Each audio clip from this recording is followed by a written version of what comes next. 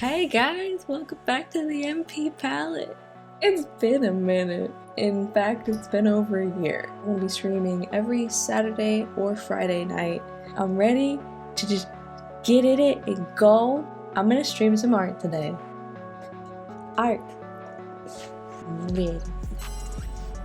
This is my koala. He's a little hipster koala guy. Thinking of putting him in like a little flannel, making him look kind of grungy.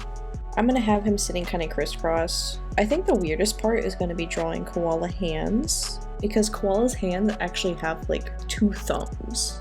On every bit of anatomy that I've learned, that just crushes all of it. Alright, let's pull up some koala hands. Bet you didn't know you were looking at koala feet today. Relaxing the hand and doing it like that is gonna be perfect. Should totally give them some like beaded bracelets. Definitely gonna stack, because when you wear beaded bracelets, you know, you don't just wear like one. Okay, we need koala fingies.